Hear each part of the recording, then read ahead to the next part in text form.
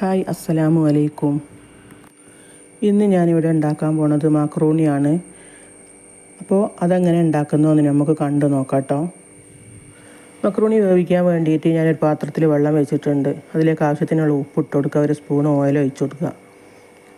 അപ്പോൾ അത് തിളച്ച് വരുമ്പോൾ അതിലേക്ക് ഒരു കപ്പ് മക്രൂണി എടുത്ത് വെച്ചിട്ടുണ്ട്, അത് അതിലേക്ക് ഇട്ട് കൊടുക്കാം.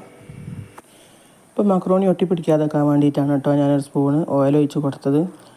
അപ്പോൾ അത് നന്നായിട്ട് ഇളക്കി കൊടുത്ത് നല്ലോണം തിളപ്പിച്ച് വേവിച്ചെടുക്കാം. അപ്പോൾ കൂടുതലായിട്ടൊന്നും വേവ് ഉണ്ടാവില്ല കേട്ടോ. ഇതിപ്പോൾ വെന്ത് കിട്ടിയിട്ടുണ്ട്. അപ്പോൾ ഒരു ഓട്ടപാത്രത്തിലേക്ക് ഒഴിച്ച് കൊടുക്കാം. അപ്പോൾ അത് ആ മക്രൂണി മാറ്റി വെച്ചതിൻ്റെ ശേഷം അതിലേക്കൊരു സ്പൂണും കൂടി ഓയിൽ ഒഴിച്ച് കൊടുക്കാം കേട്ടോ. അപ്പോൾ അത് ചൂടോടെ ഇങ്ങനെ മാറ്റി വെക്കുമ്പോൾ കട്ട പിടിച്ച് പോകുമല്ലോ. അപ്പോൾ കട്ട പിടിക്കാതെക്കാൻ വേണ്ടിയിട്ടാണ് ഓയിൽ ഒഴിച്ച് കൊടുക്കുന്നത്. അപ്പോൾ അതിന് ശേഷം ഒരു ചട്ടി അടുപ്പത്ത് വെച്ച് കുറച്ച് വെളിച്ചെണ്ണ ഒഴിച്ചിട്ട് അതിലേക്ക് ആവശ്യത്തിനുള്ള വലിയുള്ളി ഇട്ട് കൊടുക്കാം. അപ്പോൾ അതിലേക്ക് വാടാൻ വേണ്ടിയിട്ട് കുറച്ച് ഉപ്പും കൂടി ഇട്ട് നന്നായിട്ട് ഇളക്കി കൊടുക്കാം. ഉള്ളിയൊക്കെ ഒരുവിധം വാടിയിട്ടുണ്ട്. അതിന് ശേഷം അതിലേക്ക് ഇഞ്ചി വെളുത്തുള്ളി ചതക്കിയതിട്ട് കൊടുക്കാം. ഒരു 2 പച്ചമുളക് എടുത്ത് ചെറുതാക്കി അരിഞ്ഞതും കൂടി ഇട്ട് കൊടുക്കുക. അതിലേക്ക് 2 തക്കാളി ഞാൻ എടുത്തിട്ടുണ്ട്, അതും കൂടി ഇട്ട് നന്നായിട്ട് ഇളക്കി കൊടുക്കാം. നന്നായിട്ട് വാടുന്നത് വരെ ഒന്ന് ഇളക്കി കൊടുക്കാം കേട്ടോ.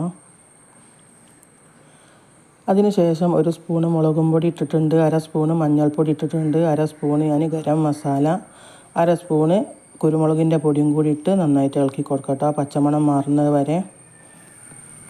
അപ്പോൾ ഇതിലേക്ക് ഞാൻ ആവശ്യത്തിന് ചുടുവെള്ളം ഒഴിച്ച് കൊടുക്കുന്നുണ്ട് കേട്ടോ. ഒരു 3/4 ഗ്ലാസ് ചുടുവെള്ളമാണ് കേട്ടോ ഞാൻ ഒഴിച്ച് കൊടുത്തത്. അപ്പോൾ അതിലേക്ക് ആവശ്യത്തിനുള്ള കറിവേപ്പിൻ്റെ ഇലയും കൂടി ഇട്ട് കൊടുക്കാം. അപ്പോൾ ഉപ്പ് നോക്കുമ്പം കുറച്ച് ഉപ്പിൻ്റെ കുറവുണ്ട്. അപ്പോൾ ഒരു നുള്ളു ഉപ്പും കൂടി ഇട്ട് നന്നായിട്ട് ഇളക്കി കൊടുക്കാം. ഇനി ഇതിലേക്ക് വേണ്ടത് 2 മുട്ടയും കൂടിയാണ്. അതും കൂടിയും പൊട്ടിച്ചൊഴിച്ച് കൊടുത്ത് മൂടി വെച്ച് വേവിച്ചെടുക്കാം. കോഴിമുട്ടൊക്കെ വെന്ത് വന്നതിൻ്റെ ശേഷം ഒന്നായിട്ട് മിക്സ് ആക്കി കൊടുക്കാതെ. അപ്പോൾ ഈ മിക്സിലേക്ക് വേവിച്ച് വെച്ച മക്രോണിയും കൂടി ഇട്ട് നന്നായിട്ട് ഇളക്കി കൊടുക്കാം കേട്ടോ.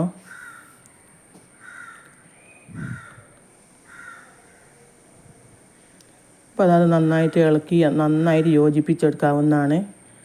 അപ്പോൾ അതിലേക്ക് ആവശ്യത്തിനുള്ള മല്ലിച്ചപ്പും കൂടിയും കുറച്ച് ഞാൻ ഇട്ട് കൊടുക്കുന്നുണ്ട്.